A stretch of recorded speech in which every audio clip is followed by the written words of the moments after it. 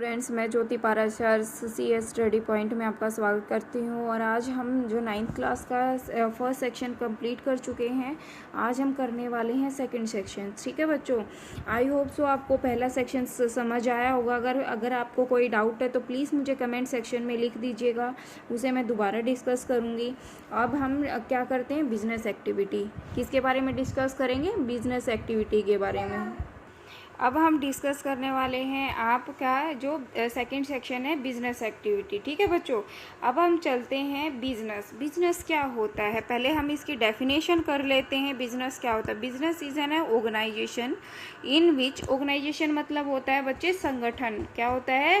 संगठन। इन विच basic resource, उसके कुछ कौन कौन से बेसिक रिसोर्स होते हैं, called input as a assembled, मतलब जो हम बिजनेस में हम डालना चाहते हैं, मतलब किसी चीज़ का बिजनेस स्टार्ट किया तो वो क्या कहता है, उसमें हमें कच्चा मटेरियल भी चाहिए, लेबर भी चाहिए, हमें क्या क्या इनपुट दी, वो क्या होता है, हमारा इनपुट होता है। असेंबल आर असेंबल मतलब इकट्ठा करना, एंड प्रोसेस और उसको प्रोसेस में लाना, टू प्रोवाइड गुड और service called a output is to customer, कि जब हमने प्रोवाइड की सर्विस वो और जो आउटपुट मिली वो कस्टमर तक, वो कहलाती है, पूरी प्रोसेस एक बिजनेस कहलाती है। इतनी बात आपको समझ में आई?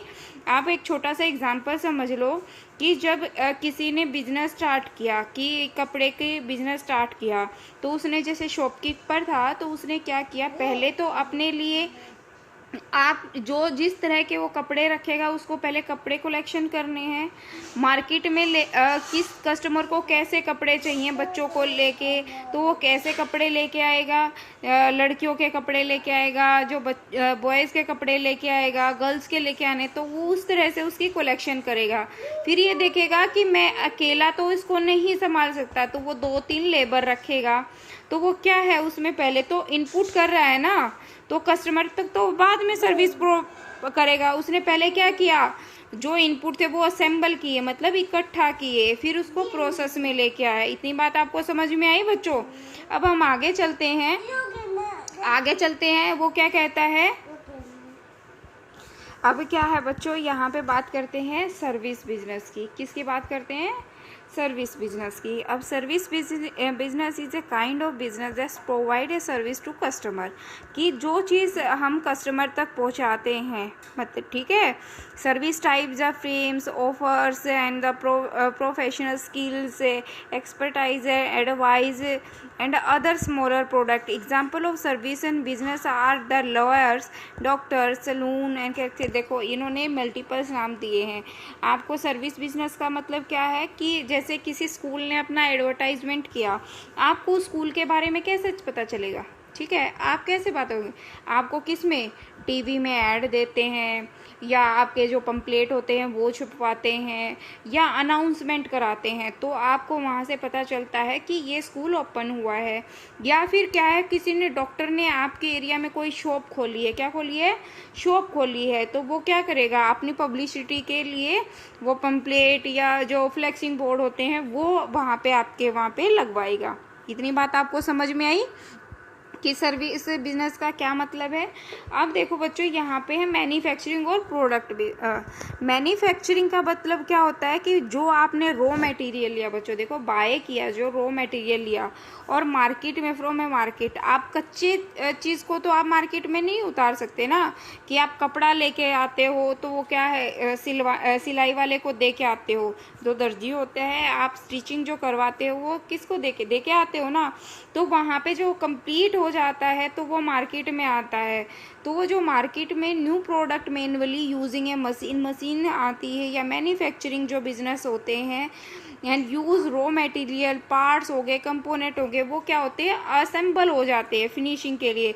अब देखो बच्चों, जो हमारी एटलस साइकिल थी, क्या थी, एटलस साइकिल, तो वो मार्केट में आई थी, ठीक है, बट उसके पार्ट्स अलग अलग बनते हैं और वो असेंबल एक जगह होती है।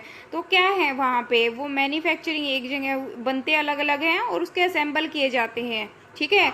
Manufacturing business often enjoy machine and robot and computer and humans to produce the final product. ठीक है, फिर वो क्या करते हैं, वो फाइनल प्रोडक्ट ह्यूमंस के लिए मार्केट में अवेलेबल कराते हैं। Manufactures goods will run then be sold to the customer, वो बेच दिए जाते हैं कस्टमर को। जैसे आप साइकिल हो गए, देखो यहाँ पे कार हो गई, ट्रक्स हो गए, ऑयल हो गया, जो क्लोथ्स हो गए।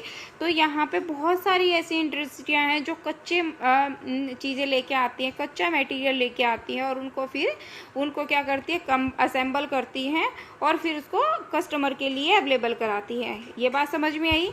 फिर हम बात करते हैं किसकी, यहाँ पे जो हमारी जो जो मशीनरीज ट्रेड बिजनेस होता है, मतलब ट्रेड बिजनेस। अब ट्रेड बिजनेस क्या होगी बच्चे, अभी जो प्रोडक्ट है होलसेलर प्राइस है या सेल्स है same at the retail price. Retail का मतलब क्या हो गया यहाँ पे, देखो बच्चों, अब होलसेलर्स जो इकट्ठा होलसेलर क्या करते हैं कि वो अपने हिसाब से प्राइस रख देते हैं। जिसने किसी बिजनेस में अगर इन्वेस्ट किया और हमने डायरेक्ट किसी कंपनी से हमने इकट्ठा माल उठाया तो वो हमें तो कम प्राइस में देगा, बट आप सिंगल पीस अगर किसी को देते हो तो वो क्या है, अपने प्राइस रख लेगा। जैसे बोलते हैं ना, एक तो MRP हो गया आपका, MRP जो मार्केट रिटेल प्राइस हो गया, मार्केट रिटेल प्राइस हो गया। तो वो क्या है यहाँ पे, जो आपको यहाँ पे मार्केट प्राइस बोल के आपको सेल किया जाता है, पर वो जब कंपनी से खरीदते हैं तो यहाँ पे मार्केट प्राइस नहीं होता मेंशन। ठीक है, वो आप देखते होगे कभी पेन से हैंड रिटन होता है, कुछ भी डिजिट लिख सकते हैं। समझ में आई आपको ये बात। तो यहाँ पे देखा, they are known as buy and sell, खरीदना और बेचना बिजनेस, वो क्या है, बिजनेस है। They make profit to the selling the product, selling जब आप प्रोडक्ट पे सेलिंग करते हो तो उस पे profit, product and the price higher than the purchase. ठीक है, जो आपने कॉस्ट परचेज की थी उससे हायर रखते हो। एंड द जो होलसेलर जो ट्रेड बिजनेस होता है वो without changing its from example and grocery storage, confectionery storage, जो आपके कहते हैं डिस्ट्रीब्यूटर हो गए। डिस्ट्रीब्यूटर बच्चे क्या होते हैं कि जो इमीडिएटर का काम करते हैं। इमीडिएटर क्या हो गए बच्चों, देखो किसी ने कोई प्लांट लगाया, आप उस एरिया तक नहीं जा सकते। जैसे एक बंदा यहाँ पे है दिल्ली में, ठीक है, आप मुंबई में बार बार नहीं जा सकते। एक बंदा बीच में रहता है, वो क्या करता है, मुंबई से सामान लेता है और आप इससे बात करते हो, आप इससे सामान लेते हो। वो क्या है, आपका इमीडिएटर का काम कर रहा है यहाँ पे। ये बात आपको समझ में आई। अब एग्रीकल्चर बिजनेस के बारे में बात करें तो यहाँ पे क्या है, एग्रीकल्चर बिजनेस के बारे में बात करें तो यहाँ पे क्या है, यहाँ पे एग्रीकल्चर बिजनेस का क्या है, इंटरप्रेन्योर। अभी यहाँ पे बच्चे क्या करते हैं, देखो यहाँ पे एक जो इंसान है वो अपने एग्रीकल्चर करता है, प्लांट लगाता है हिस्टोरिकल कल्चर, जो भी डेयरी फार्म हो गया, फॉरेस्ट्री हो गया, जो भी एनिमल हस्बेंड्री, जो भी काम किया जाता है एग्रीकल्चर बिजनेस में, वो उसका पर्सनल होता है। ठीक है, वो किसी के अंडर नहीं काम करता है, वो उसमें कोई भी नया करते हैं। अब देखो ऑर्गेनिक जो आपकी खाद बनाई जाती है वो किसी बंदे ने एक इंटरप्रेन्योरशिप की हेल्प से, ऑर्गेनिक आप बोलते हो, देखो वो आपने इन चीज़ों के ऑर्गेनिक आपकी वेजिटेबल्स हो गए या आपके फ्रूट्स हो गए, वो अभी हमारे यहाँ पे प्लांट किए जाते हैं। ठीक है, वो खुद का क्या है, पर्सनल बिजनेस है। यहाँ पे क्या है, हाइब्रिड बिजनेस का मतलब क्या होता है, यहाँ पे बच्चों ये classified more than 2 type of business, कि 2 से ज़्यादा जो बिजनेस स्टार्ट होते हैं। देखो रेस्टोरेंट है, for example combine the regularly making the fine meal and manufacturing sale and the cold bottle and the और जूस। देखो जैसे अभी मैंने एग्जांपल दिया एक रेस्टोरेंट का, रेस्टोरेंट में ये कहता है कि उसने कोल्ड ड्रिंक्स भी रख ली है, जूस भी मैन्युफैक्चरिंग करना स्टार्ट कर दिया है। तो वो क्या है, कोई कस्टमर को जो जो नीड होती है ना वो उसके अनुसार उसको ऑर्डर सर्विस प्रोवाइड करता है। ठीक है, तो वो क्या है, हाइब्रिड बिजनेस की बात कर रहा है कि वहाँ पे उसने मल्टीपल्स वर्क एक साथ इकट्ठे कर दिए, क्या कर दिए, असेंबल कर दिए हैं। जब ये कहते हैं classified according to the major business interest, तो वो क्लासिफाइड करता रहता है अपने बिजनेस में। जब उसमें चेंज वो क्या सोचता है कि कस्टमर हमारे यहाँ पे आता है तो वो और कहीं ना जाए। In that case and the restaurant are more of the service type, they provide drinking service. ठीक है, वो सारी चीज़ें प्रोवाइड करता है। बच्चों इस चैप्टर से रिलेटेड आपकी यूनिट कंप्लीट हो गई है और इस चैप्टर से रिलेटेड आपके जो पॉइंट ऑफ रिमार्क्स हैं वो हम पढ़ लेते हैं, जिससे आपको एक बार रिवाइंड हो जाए कि आपने क्या पढ़ा था। देखो बच्चों, यहाँ पे आपने इंटरप्रेन्योर की बात की थी। Original form of the entrepreneur he is the undertake, मतलब अपने हाथों में जिसका स्वामित्व होता है, मतलब जो हम खुद करते हैं। Entrepreneurship is the ability to start a new business, earn profit to product marketing goods and service to meet the requirement of customer के लिए। Entrepreneur is the one of the important and the segment of the economic growth.